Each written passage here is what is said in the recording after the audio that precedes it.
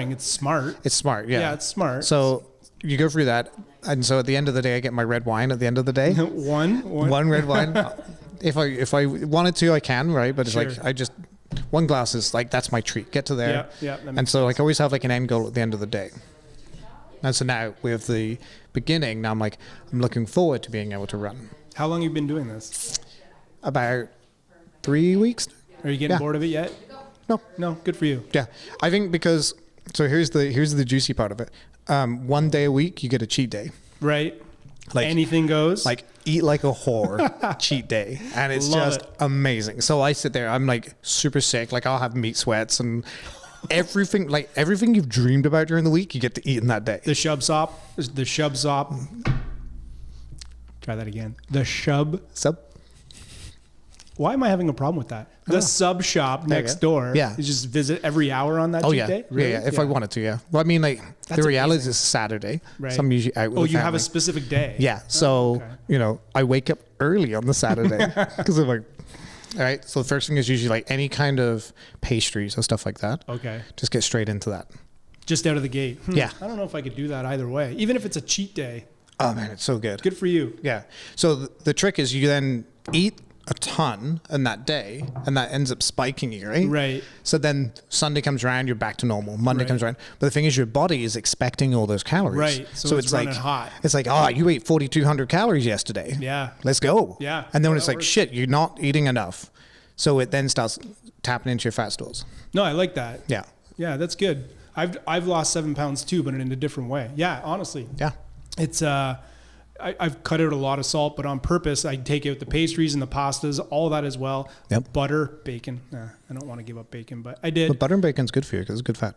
It's within reason. It's good fat, but it's still fat. So I'm not cutting out fat. I'm cutting out salt. As a result, they leave the diet. Yes. And as such, you know that fat doesn't become fat, right? I do know that. Okay. But fat is still bad for all the other things, including, like why salt is bad. It can have an adverse effect. In excess. Right. So I had it in excess, so I just cut it all out. Well, it works. That's the number one thing that we get into with, like, especially when you start cooking, is you start learning, like, butter is good within reason. Right. Like, if you're boiling stuffing butter, right, you might have a problem.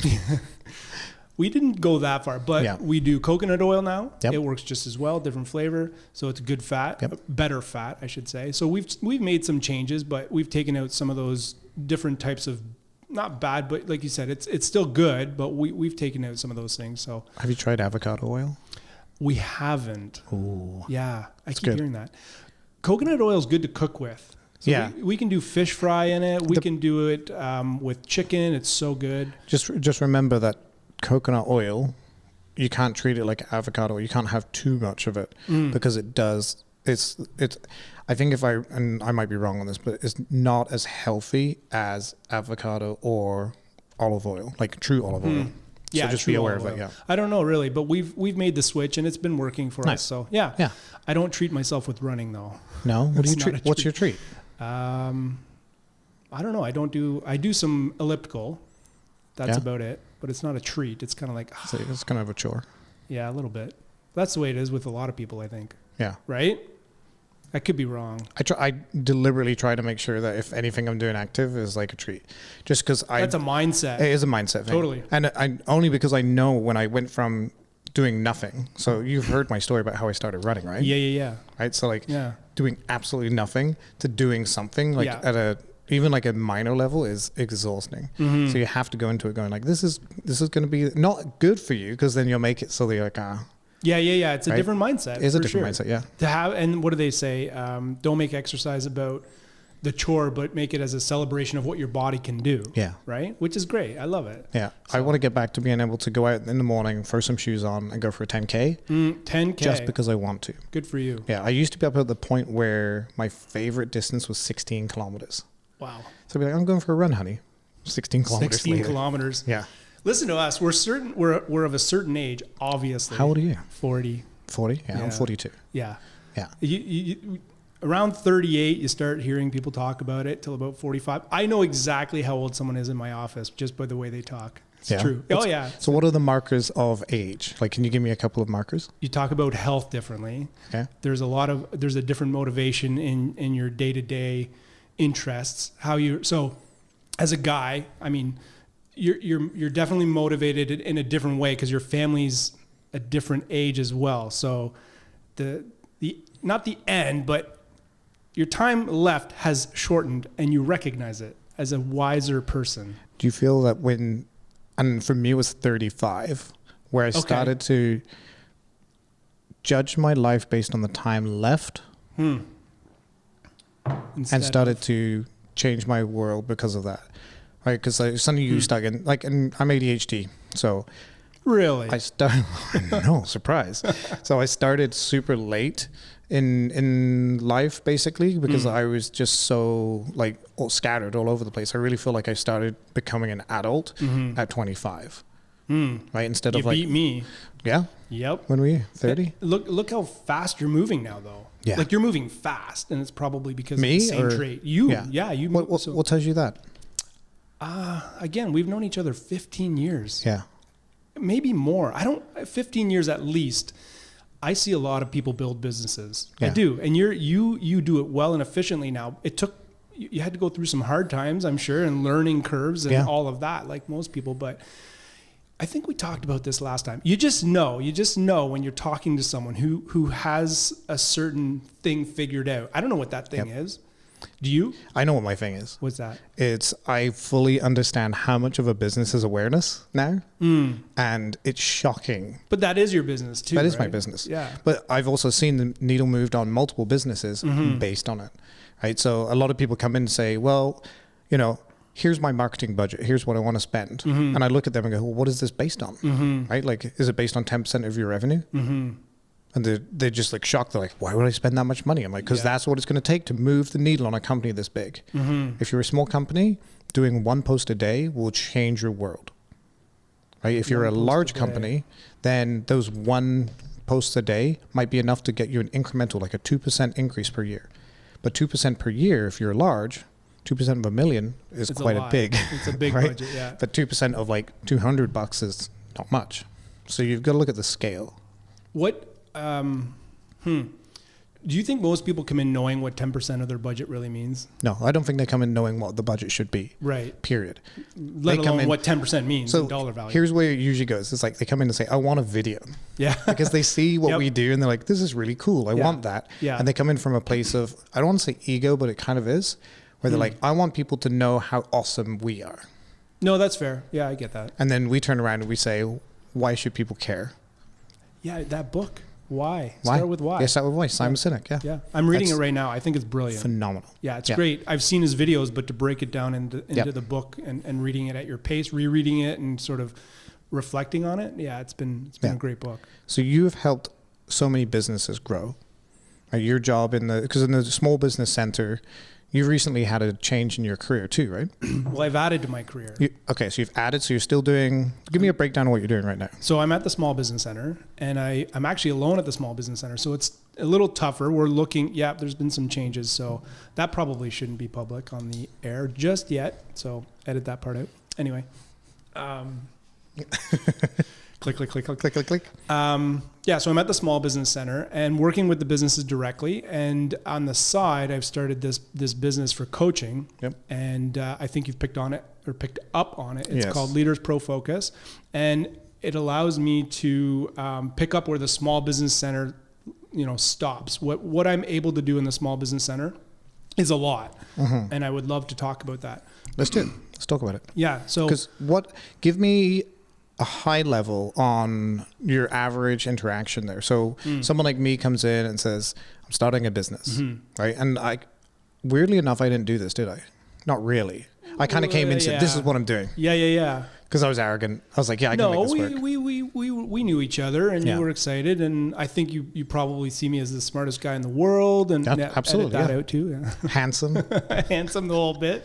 Like, how did your audition for 007 go? Right? Yeah. It was great. It's great. Yeah. Didn't get the part. You turned it down, right? Yeah. I had to. No, I didn't get the part. Anyways, so at the Small Business Center, I do see clients one-on-one. That's the best way to see them to get the most results or the best results from them. And they come in. like your clients, knowing nothing. And so even if they're asking the low level type questions, I want to meet with them. Even though I can give them the answer real quick and real easy, I want to meet with them because it usually uncovers so much more, and it's a much more robust kind of meeting. Okay. They could be calling to say, how do I register a business? Which is pretty straightforward. Yeah. Wow. A lot of those, but we don't get much from them. But they could say things like, I need to beef up my marketing. How do I do this? I need more clients. So we talk about marketing quite a bit. And so you know a lot about that. Marketing is, I've started to really refine it so that people can understand it, because I feel like a lot of people don't understand. So this is my epiphany.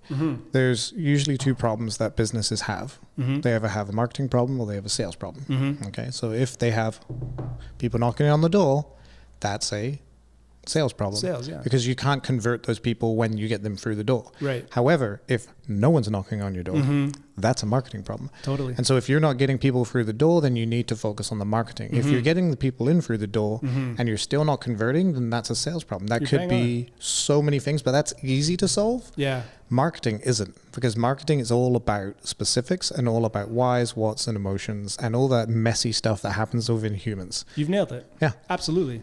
Yeah, marketing is important, and we do talk a lot about it. We need experts like you actually to come and talk to our groups about it. And yeah, you would be awesome at it. You explain it well. You understand it, obviously. Yeah. So, but we do put workshops on. Marketing is always the most attended because it's the most like, how do I do this? And they don't know. So you would clear that up for them. Do you think a company like mine, because we're brand identity, that's what we do. So brand identity in a nutshell is how people feel about your business and how they interact with your business on that story, right? And the creative's showing through, right? So that is how we do our business. That's how we grow it.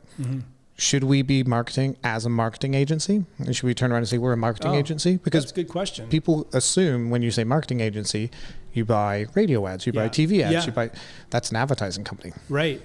You're bang on. When people hear branding, I don't think they understand it the same way. In fact, many don't understand it at all. Whereby marketing is very much a part of that branding and how you brand. And I tell people all the time, like if you are on the radio, that's part of your brand, right? If you're on the radio and none of the others are, you're distinguishing your brand in one way. But until they hear that, they don't understand. Should you be a branding or a marketing company? No, I think you should be a branding company. Yeah. Yeah, I think it brings a tell me more kind of thing, right? And also what we do isn't just marketing. Right. Not at all. Like, you know me, I'll take your idea and break it down for you. Yeah. Because then piece by piece. And it was very exhausting. So we had Brady sit in on MindFusion's rebrand and we went through, and about an hour and a half in, he's just like, my brain's hurting. Like, the questions you're asking me, I wasn't ready for. Right. Because in order to understand who you're marketing to, you need to be specific. Yep. Right. For you, it's a lot easier. Yeah. Because they come to you because you don't have a marketing problem. You have a sales problem, if it's any problem. Not at all. Right? Small Business Center is the first place they go. Yeah. Because they're like, help. Yeah. In many things. So how could you, so if you were needing to market more, then what you'd do is just do this. So Amplified is literally a podcast about entrepreneurship and creativity. That's all it is. And I just want to shine light on these. If one person listening to this gets one piece of information, it's been a success. I agree. And that's it. And you know what? Thanks for having us on again, because at the Small Business Center, we don't have a marketing or a sales problem, but I would love to have more capacity, but I just bring them on. Anybody that shows up will help. And if this is where they hear about us, that's great. We do so part of our marketing strategy is knowing where they're coming from. Yeah. So we know that. We have a 65 to 70% referral rate, which is huge. Yeah, of course. So you have word of mouth advertising down pat. Love it. Right? Yeah. Do you network a bunch? I'll be honest with you, and I'll try to take the ego out of it. It's because of the work that I do, and I'm able to give them what they need. And so I'm really proud of being able to do that. And the skill set in the last 15 years, I've been able to bring it together. And so with it, the reason I want them to meet one-on-one with me, the reason we can uncover so much more is because of my experience. And so they leave feeling like they got what they need and more. Yeah. And then they tell people, go see Luc. Generally, it's not the Small Business Center. Go see Luc. Yeah. And I love that. I've always been happy in my career to have go see Luc. Yeah. Doesn't matter where I am. When I first met you, it was a go see Luc. Was it? I don't remember that. Yeah, it was like way back when it was like when I was just getting started, and they're like, oh, you should go see Luc. Perfect. And then he was at this pokey little place, the cabin. And you're sitting there and you're 180-year-old smiling and you're cabin. just like, yeah, just do this. It'll be great. And then you go out and see people. And then I promptly ignored everything you said, which if I had listened and done the networking, because it took me 2 years ago to really get into networking. And even then I still don't do it to the extent that others do locally, just because I know my market really well now. Right. So I know that if you're looking for marketing services, chances are you're not going to just sit there and listen to someone talk one-on-one for like 2 seconds over coffee. But if you're sitting there scrolling through TikTok or Facebook or LinkedIn, we should talk about LinkedIn, but that is where people find you and go, well, he's actually talking about these interesting things that align with what I need. Yeah. I'm going to say you're probably getting a good set of referrals too, though. At this point, potentially. You would know, but I wouldn't doubt if you're moving into that game where they're saying, go talk to these guys. They do good work. I feel like it's hard to measure. Why is that? Because there's no metrics that follow it. So when you email me and do an introduction, I can now trace that. But a word of mouth, so it's like, someone's talking to you and like, you need to go speak to Ash at AMP Studios. Right? He runs a podcast studio that allows you to do like all of your mom's content in 1 hour for like $1,000. Right? And if you're willing to post it, great. If not, for an extra 500, he'll post it. Okay. Like he can literally change your pipeline as far as your content strategy goes to grow you. You could do that. Right? And then I would never know. Because then this person shows up and like, hey, yeah, we're interested in this. And then... So do you, when it comes to referrals, do you not ask everybody that comes in where they've come from? Yep. I ask them how they've heard of us. So if someone posts some of your work and they come in and say, I saw this thing and someone said it was you, what do you call that? Word of mouth advertising. Okay. So not quite a referral. It's like a social referral. Yeah. So like on social media. So like when one of our clients posts something about us, for example, so it's kind of social proof, right? Yes. Because people use social proof in the wrong way. Yeah. They sit there and they say, well, I'm going to put it in more social media content and that's social proof. No, that's not social proof. Right. Social proof is, hey, I've done good work for you. Can you please give me a testimonial? Totally. Then I use that as social proof. Or talk about it on your channel and I'll relink it. So that you're right on the referral. It's not quite the referral that we get. You're absolutely right, because we get a name and so I'm always saying, don't forget to thank Ash, for making the connection for us. But you're right. So okay. So where do most of your clients come from? Social proof then? Most of my clients are coming from, I would say, word of mouth.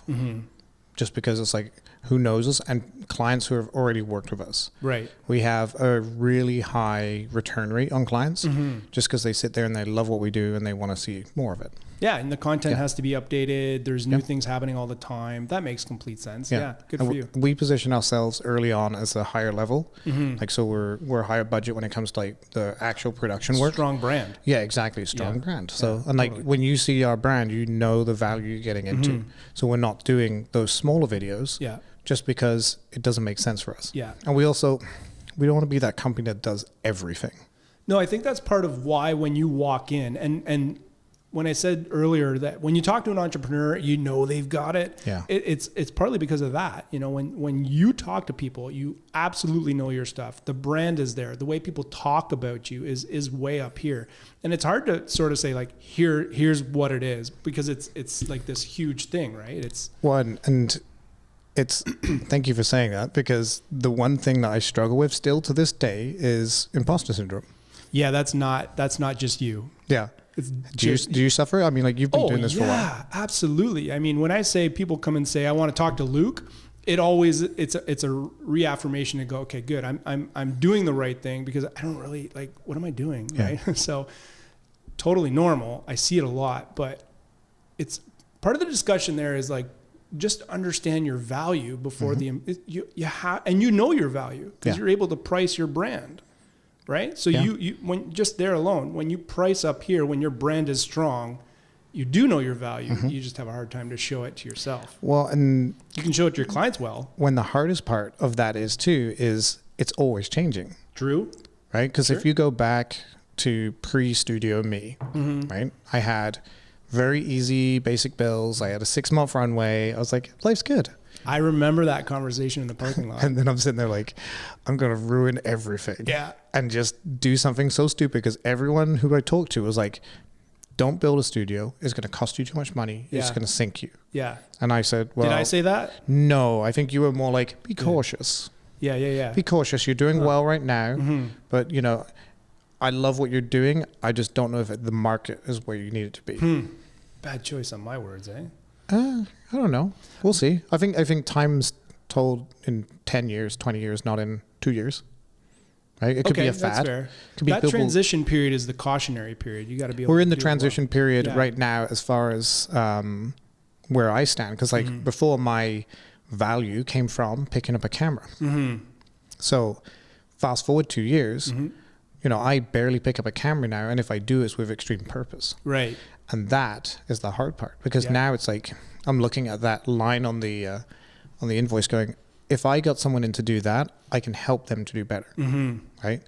I want to see this place full of creatives because I can help them grow and be better. It's the same as you love to see, you know, entrepreneurs and businesses come in and then grow and go beyond what they are. I want to see that with creatives. Sure. And that's why the studio exists. It's a great tool, and you've got something here you've got a very strong asset. You're obviously using it very well too. Yeah. I mean, well, and that's what the thing is, like when you're like, oh, you're finally launching it in April. I was like, yeah, we've been doing this to test it. Yeah, but that's also smart. Right. I don't want to give something to something. If I wouldn't use it personally, I don't want to sell it to somebody. Yeah, that's fair. Right. Yep. And I needed to understand the value it brought to the table and the value it brought to the table for the people working in it.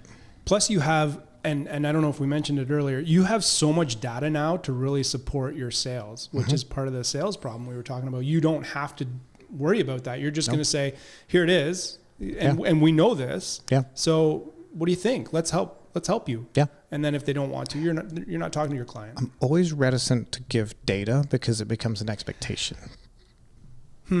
Yeah. Data's tricky, to be fair. Data is really tricky, but it gives you the quality and the confidence to know that you're doing the right thing. It's like an A/B testing, right? Like it's really just like A/B testing. We're actually A/B testing ads right now where we have one video, one still one.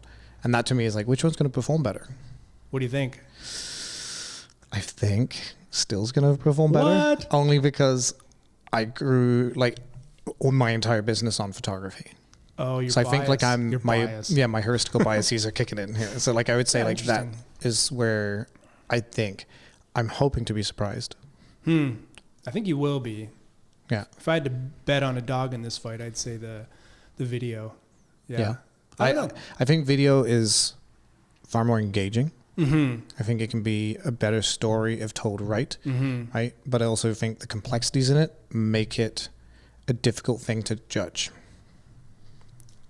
Yeah, so what you're saying is it could tank just as easily as it could do well. Yeah. That's fair. Because you could have a beautiful video, it could be shot amazing, and then get like 2 likes. Yeah. Doesn't mean it's not worked. Yeah. What's the metric we're going on? Good point. Right? So, I mean, you know, some people may never even post their video and only post it onto like a billboard or something like that. So there's no metrics to pull from there. So how are they judging on... what's the success criteria? That's part of the data, right? Like you really have to be able to understand what you're working with. Yep. And that's tough to do in anything online, in any sort of media. Yeah. Really. Well, the hardest part for me is explaining to people that making the video is not the advertising part. Right. Or the marketing part. Right. That's production. Yeah. Then you have to take that, right? And we call it an asset for a reason. Right. You take that asset and you run it. Right. You run it as paid ads. You run it as, you know, awareness, basically. Like that's what you do. But a lot of people don't. They'll take a video and they'll be like, oh, thank you for this beautiful video. And they'll put it up on their socials, put it up on the website. Just leave it there. And just leave it there. Yeah. So the trick to it is understand that whatever you're spending on that video, expect to spend 4 to 5 times the amount over a 3-year period on marketing that. Yeah, you got to use it, right? Use it, Otherwise, I like to say, so when you put it on the website, I tell people that's sort of inactive marketing, right? Or passive. Dormant. Yeah, passive, dormant marketing, right? So yeah, being able to use it in a different way is that active marketing, and that's important, right? Showing up again and again in different places, in new places, and yeah, that's interesting. Do you find people? Do you educate people in how to use that asset as well? Yeah. Try the best I can. Because I mean, again, people are coming in going, I want a video. Yeah, thanks for my video. Bye. It's like, the worst thing you can hear is like, I want a corporate video. Because it's like, corporate. We want to tell people about how cool we are. It's like, no. I want you to address the problem. Mm-hmm. I want you to address the emotion. I want whatever the thing is that you're solving, let's start there. Right. And then we're going to extrapolate on it and build in some emotion into it. It's interesting. Yeah, the emotion part's hard, but it's interesting because you just kind of, a light bulb went off in my head. That's literally where we start business. We solve the problem. Yeah. Right. And that's where we identify the opportunity is where the problem is. Yeah. But then we forget that as we go along. I have a saying which is poke holes in it. So I'll bring an idea to You're an engineer. Yeah, kind of the engineer thing, right? Yeah, so yeah, totally. How much of a hole poker are you? And I know that sounds bad. How much of a hole poker are you when it comes to businesses? Yeah. So when a new business comes into your place, how much responsibility do you pull upon yourself to be a hole poker? That's literally my job. Your official hole poker. Yeah. Sure. Yeah, you can say that. I'm the official hole poker. I play official poker. Yeah. That's my job. No, but it is. And you know what? That's, I think, so people come into my office as well and they say, hey, I need help marketing. Yeah. Okay. So we give them a little rundown on what marketing is versus branding and some of the best places they could market based on some statistical data and whatever. And then we get into the hard stuff. And we start talking about, well, what are they doing now? What are they doing wrong? And what's working and what's not? And they start scratching their head. They're like, well, I don't really know what's working. Well, you have things that are happening. Yeah. So let's look at those things, right? We're not starting from scratch. You've spent money to go here and there. What works best? Let's analyze it. I don't know. Okay, well, let's start poking holes in this. Yeah, right? exactly. And shifting gears. So it's great. And for those of you who don't know this theory, or if it's like English is a second language, we should specify is to see if the thing will sink. So you poke holes in the boat to see if it will sink. So that's way why. To qualify that. Well, because I mean, I've noticed my audience is getting wider. Yeah. And across different countries now, which is kind of nice. But at the same time, some of the things, the English sayings are not always, and that's not even getting into my roots of actual English stuff. You have more rude sayings? Is that what you're saying? Oh, no. Like we have like slang for everything. Yeah, we do. Yeah. So, and even in Canada, you do. So, yeah, good for you. You're in multiple countries. Yeah. That's great. England, France, here. So, yeah. I'm going to try and get my citizenship in the next 2 years. To where? To Canada. You don't have a citizenship in Canada? I'm an Englishman still. I didn't know that. Yeah. Okay, well, we have to end it here then. Yeah, I know. We're done. 2 years? How long have you been here now? At least 15. 21 years. Really? And you're just thinking about it now. Half my life I've been here. We finally convinced you. I actually did start to apply before COVID, and then COVID happened, and basically anything that was extraneous, we clawed back. Just because, like, we don't know what's going to happen here. Yeah, totally. And, like, my job just went from, like, here to dunk. Like, we saw 100%, like, crush for 5 months. Mm-hmm. And we're still pulling back on that kind of thing right now in Canada. How long do you think it's going to be until we're fully recovered from COVID? Like, I hate that question, to be economically. Never. It'll be, what did you say earlier? You didn't grow, you evolved. Yeah. We're never going to stop evolving now. Things move so much faster. Okay. I don't know how to even put a number to that or to put a definition on that. Mm-hmm. That's really hard, right? Okay. Is that fair? I mean, yeah. You have an answer for that. No, I have a new question for you, but okay. It's that I hate the word COVID. I hate it. Why? Because we've all been through it. It's we're reeling from it. Like we're still dealing with it. It was a life-changing event for everybody, right? And I know that millennials are sick and tired of having life-changing events in their life. Just like there's that video of that person trying to stand up and gets knocked down. It's like that kind of thing. Yeah, I posted a meme yesterday. It was a marshmallow on the stick, and he says to do well in life, you have to stay warm and rotate slowly, keep moving ahead, provide action, and oh shit, I'm on fire! Oh no. That's exactly it. Yeah, that's what it feels like. Yeah. So I explained to my audience the other day that running a business is like trying to sit down and relax and have 6 espressos. Never really works. It's funny though, a lot of people, like, running a business is hard. Yeah. I think if you've made it through COVID, to be fair, if you've made it through COVID in any business, we're talking like large corporations, banks, like major employers, to the baker down the road, I think you could probably face anything. Now that's ignorant considering I don't really know what's coming up in. And I honestly think you're right. The weathering that occurred during that storm, so long, was aggressive. And like years, we're talking like 2 or 3 or 2.5 years, shutdowns and interruptions. When supply chains and all that fun stuff, like pen leaking.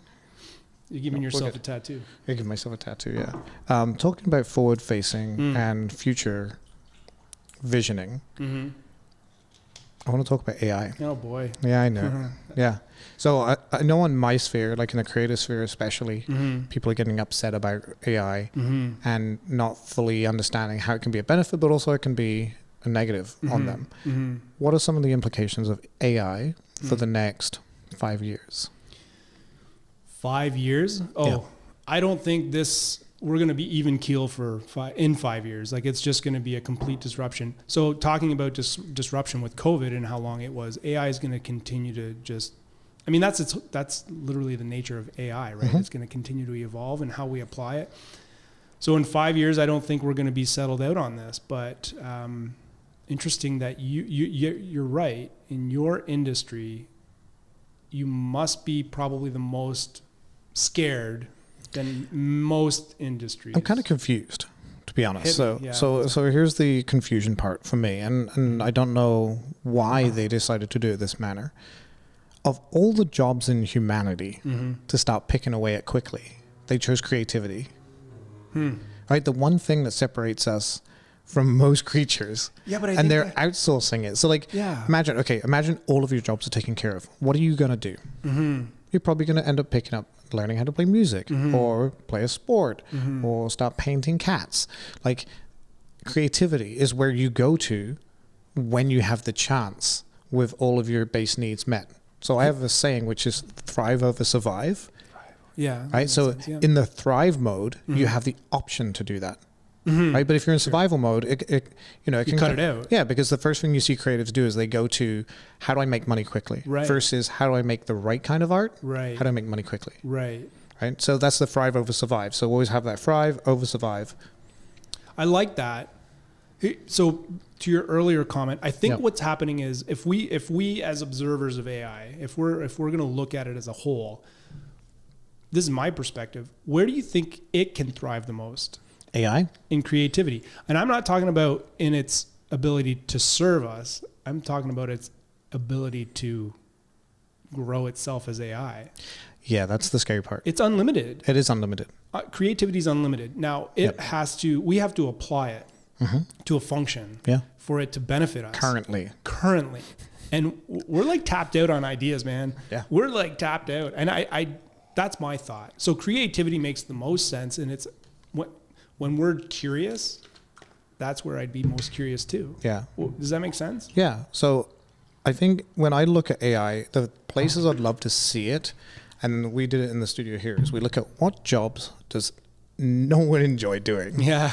Right? Because AI can get you to 80% of an expert in the field. Yeah. Right. So go and ask AI anything, and it'll get you about 80% of the way there. It's not going to be like as good as an expert ever. Right. So if you're creative, you're still safe by 20% margin. But now if you're those creatives that aren't really dedicating yourself to the craft, well then guess what? Your threshold is significantly reduced now. Right. Because if you're running out there producing quick and easy content, it can do that. Right. And so this is why I tell my clients, I'm like, focus on the human to human first, but then use AI to bolster that human to human. Totally. So and even the other way around, because so we use it. We use it, and I can tell when a business plan comes in and it's AI generated. I just know. So the 20% that you're talking about is they have to create human words and sentences. Otherwise, everybody knows. They just put in a couple prompts and it create. So they will not succeed in their business plan or in their endeavors if they don't do that 20% work. But here's my caveat, I'd say, especially in a business plan. Okay. Is if you've had AI write your business plan, you've written none of that business plan. Yeah, exactly. So how do you expect to fulfill your business plan? Yeah, if you when can't you talk have about no idea what it means. Absolutely. So if I gave you a business plan, or if you gave me a business plan and I said, great, why don't you just give it to me in your own words? And you're like, then, you've failed yourself. Yeah. Right. But the creative part, like and it does some pretty cool stuff. It's amazing. We've used AI for like quick images for like online. So like at Christmas, I don't know if you saw my Christmas post. It was with like Santa Claus with a camera in his hand riding a reindeer. Okay. With like a rocket on the back or something like that. AI generated? AI. Fuck yeah. Because like it's too easy. It's too easy. But not only that, the value that I'm going to get out of it is like I would never pay an artist like $3,000 to $5,000 to make that image. Because it's just saying we're closed for Christmas, we'll be back soon. Right. So I think understanding when to apply it is really key. So here's a question. When does AI start selling NFTs? No, let's not go down Yeah, there. I know. NFTs are changing. Yeah, let's not go They're down changing, there. yeah. With all this disruption and all this growth happening and evolution, business owners need more and more help. How do you find the long tail for you? So what you're doing post startup, post getting them going, how do you help those business owners continue to thrive? And what's your process? Because it can tie nicely into your mentorship and... That's a good question. First of all, they have to be willing to come back. So we meet with them one-on-one in that stage, startup and so forth. And generally they come back when they're so confused and lost yet again. Yeah. And you know, it could be 3 months down the road, a year down the road. So if they're willing to come back, we don't have capacity to do follow-ups and we don't even have a CRM I know, we're government funded, right? So I could introduce you to ClickUp. I've looked at a few, but I'll explore anything at this point, right? So anyway, we rely on them to come back, or if they come in and they're in this position, that's great. But the one-on-one, so going back to AI, we can do more for them in that 20% than AI can do in the 80% in a much higher quality way. And that's what they need. That's where we'll never be replaced by AI in our business. So we like that. And I think that AI it's a buzzword right now because everyone's like throwing AI out in front of stuff, right? Because it's like, this is making people want to spend. And so we noticed when we first opened the studio, we're like, I wonder if AI can help us cut these clips because nobody really enjoys cutting social clips. And if you do, you know, thank you so much. But at the scale we're doing it, we don't need that yet. Right. And so there might be a time when, you know, more and more clients come in and we get some high-end clients where they're like, well, we want very specific. We want this. All the power to you. AI is very broad. So you don't have the specificity that you get from an editor. Yeah. Right? Yeah. So when you go into bringing in AI into something, you need to be really aware of the results you're going to get. Right? And the reality is, and thank God it's still this way, is people are buying from people still. Yes. Which is, you know, why we do podcasts. Well, so far as we know. Yeah. If you're buying online. No, but think your small business owners and your SMEs, right? Like they're coming in saying, I need this. And you're able to provide a human to human concept for them to be able to, you know, to go forwards. Yeah, I see what you're saying, but I don't think AI is ever going to move into a personality. In a sense, I know what you're thinking. I'm just thinking this will be a great sound clip 5 years from now. Yeah, it's going to age poorly, isn't it? Yeah. But the reason I say that is because I think there are so many other ways that AI can be used in function in a nefarious way, and that's where I think. So anybody who's using it for, you know, a wholesome thing, I just think they're not going to have access to it anymore. It's just going to be so maybe maybe I'm a doomsdayer. I don't know, but probably am. You can lean into the pessimism. I don't know if I want to, because I don't think I can conceptualize how bad. Someone gave me an idea the other day. It was a tech person, and they're starting now to shut down medical equipment. AI is on purpose, and asking for ransomware. Like that's crazy. Yeah, that's scary. You know, so when you look at AI, actually, we're over there using it, but not nowhere near its. But the AI didn't do that. It's a nice tool to make it happen real fast and easy. Sure. Right? So there's the problem. Right. But I mean, again, the same can be said about a keyboard. Sure. You can take a keyboard and you can write a love note to your loved one, or you can write a hate note to a politician. That's a really good point. Like there's nothing in the world that can't be used for both things. So that's a good point too. So where do you see AI going for you guys? Currently you're using it in function and it's sort of removing some tedious tasks. Yeah. So any tedium gets removed. That's the goal with AI. I see AI becoming a partner of sorts. So one of the things I would love to see is an integration of AI into people's lives to help those people. So having like an AI pin or something like this at the end could be like, hey, when you're talking to Luc, you know, you did mention this, but Luc was really looking for this. So next time you talk to him. Did you talk? You must have talked to Mark Zuckerberg recently, because No. that's exactly what he's Is that what they're doing? In the metaverse. Yeah, I think that's a really interesting way of looking at it, right? So if we look at, someone who can move forwards, right? And also have the ability to turn that thing off, right? To sit there and say, like, I just need to be human here. I like making mistakes. Fuck off. Yeah, Can I exactly. swear? Am I allowed to swear? Yeah. Fuck off. Yeah. And like, that's the thing is like, you don't want to have it where it controls your life. Yeah. But I think it can do to help. So it can sit there and be like, do you really need that second bacon sandwich? Yes. Yes, I do. AI. Yeah. Fuck off. Yeah, exactly. Right. No, that's good. I think the ultimate goal was for it to help us as humans and to assist us. But therein lies the crux. Like it's AI. Yeah. Right. Like it's still like this black box that no one knows what happens on the inside. Right.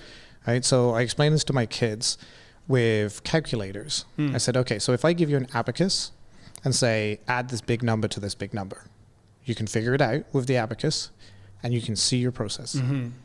Do the same with a calculator, but if you mess up on a number, you'll never know. And the output that you get is the right output based on what you gave it. It's totally so it's garbage in, garbage out. Yeah. Right now. G-I-G-O. Yeah. What did you say? G-I-G-O. Oh, garbage in, garbage out. Yeah, it's a programmer term. Yeah. No, that makes sense.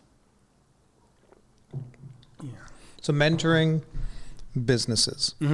What kind of businesses could benefit from your mentoring services? Like, where do they need to be right now? So, for example, my business right now, we're year one officially. And so we're launching into this kind of product space here, as well as we're continuing to push the production house on the Mind Fusion front. So Mind Fusion being Brady's company and then AMP being my company. Okay. So someone like me, if I didn't know where to go next, is that a good time to come and talk to you and be like, hey, this is where we're at. This is where we want to go. Can you help me make a map? So you're saying mentorship, that's Small Business Center, and we do have so my job at the Small Business Center is to help. So here's I want to ask: are you talking about coaching or mentorship? You tell me. Okay. So you offer the services, so yeah, there are three things. One, there's a guidance and assistance sort of service. That's Small Business Center. We do have mentorship, which is slightly different because you confide in someone, they've had the experience, you can learn from their mistakes, that kind of thing. So I'll give you advice and guidance. They're going to teach you and help you understand from their mistakes. And then coaching is entirely different. Coaching is when someone is willing to learn, they're ready to learn in a different way. And a mentor, if you have a mentor, if anybody has a mentor, they're not going to give you every answer. They're definitely not going to give you every answer. So you have to figure it out yourself. Well, how do I figure this out? Well, let's go talk to Luc at the Small Business Center. I'm also not going to give you the answer. I'm going to give you some direction. So now you got to figure out the answer in any capacity. So the reality is, if you're willing to be coached, it's a specific process.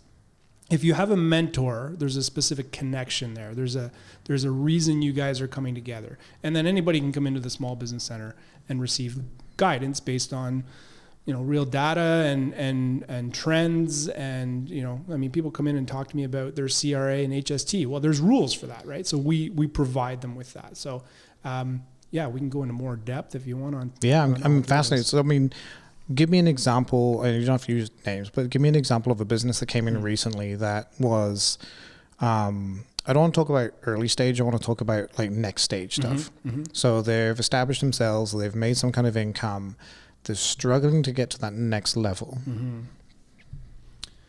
Yeah, I won't give you a name, obviously, but the word struggle changes in each service as well, because someone who comes into the Small Business Center is likely struggling because they're really not sure what's happening, and so they come in, they ask for an answer. They ask. So we like, what's the question they'll ask you? Like, what's the answer they're looking for? Tell me how to market. Every time. When they come in, they're like, I don't know how to market. Just tell me how to market. Okay, here's some trends. Here's why you need to know this. Here's some things to consider. You know your business better than anybody.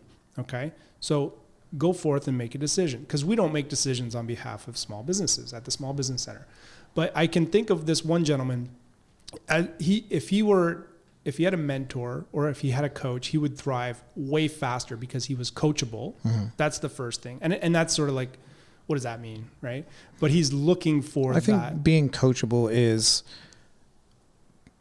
being more introspective and open to a better way than how you're doing it. That's a good start. But coachable, I think coachable, where you define it, is you can take criticism as well as congratulations and use both for the benefit of... And apply it. Yeah. Okay. Yeah. And criticism is even the wrong word, because in coaching... Negative encouragement. I don't know if that's self-awareness in the criticism to say, okay, I can still use this. I think that's what makes an entrepreneur. Yeah. They're willing to push through and say, okay, I've learned from that. I've learned from that. I've learned from that. That's why I'm thriving. Yeah. But at the Small Business Center, they come and ask, okay? In a mentorship, they still kind of ask, but they know they're not going to get the answer. In a coaching role, they know the work is all on them. Yeah. And it's all on them. Interesting. So this gentleman that I'm thinking about, totally coachable, and he was asking the right questions. And they're coachable when they ask certain types of questions in a certain way. Tell me the answer, not coachable, right? I'm thinking about, okay, now we're getting into the right kind of conversation. So he was struggling to make some growth decisions. And so he was an SBC client, and he immediately graduated into sort of a different kind of client because he wasn't asking for the answer. He was general, and like you, like, what do I do with this? Yeah. Well, how do I deal with that? And so you go forth and you figure it out one way or the other. And sometimes that is trial and error. Sometimes that's asking a friend, a mentor, having some coaching, that kind of thing, right? So did I answer your question? You did, in a roundabout way. The last thing I want to touch upon is, who is the right person to walk through your door? Okay, so the answer is anyone. Don't give me that. You mean Small Business Center? I mean, can Joe Blow with, So the answer is anyone, but the ideal client is someone who is coachable, who is looking for a mentor, who is genuinely ready to thrive, who's in a growth position, who wants to learn, who's not asking for the questions. Those are ideal clients, because if you do come to Small Business Center and you say, what's the answer? You're not going to get it. We're not that kind of resource. Go online. And then what do? They go online and they see 5 articles all conflicting each other, and they come in and say, please make sense of this with me. And they do. They're in a learning curve. They're ready to learn. Yeah. In some capacity. So entrepreneurial spirits come through your door. And you get them started. So you're helping them either develop out some kind of plan, some kind of direction, or somebody to get them onto the right track. Does that kind of summarize it nicely? Yeah, that's I don't know how to say this, because the clients that we can help the most, the ones that we can really affect change for, and the ones that we can really lead in the right way, are the people that are in a growth curve. So if they're coming in and they have a business plan and they're ready to start, and so we're just talking about tactical answers, right? So how do I register? Go here. What do I do for insurance? Go there. Okay, what's my business plan mean? Well, who are you presenting it to? The bank. Okay, so let's look at it from that perspective. An investor. All right, well, let's redo this from that. Right? So they're very technical. Yeah. And when we get to the next level where they're saying, when a client says, I want more clients, I need help to do that. Great. Let's explore this. Yeah. Now you get into the esoteric. It's great. Yeah. Yeah. How important is entrepreneurship for our local community? Oh, wow. That's you already know the answer. Oh, I know. This is why it's the last question. Yeah. You already know the answer. I mean, if COVID would have shut down the world for real, 100% dead in its tracks without an entrepreneur or small businesses, without question. Yeah. That's how important it is. Yeah. Yeah. Does that make sense? That makes total sense. Thank you for being on the show. I really appreciate you being here. Appreciate your friendship, and let's do this again sometime. Thanks for having me. I appreciate our friendship too. I don't know if I've ever said that out loud, so thank you. It's on tape now. On tape. It's on record. It's super old. Thanks. Yeah. Cheers. That was full wild, eh? I need a Kleenex. What's that? I need a Kleenex. You need a Kleenex. I'm like, we gotta wrap this up because it's not on my nose.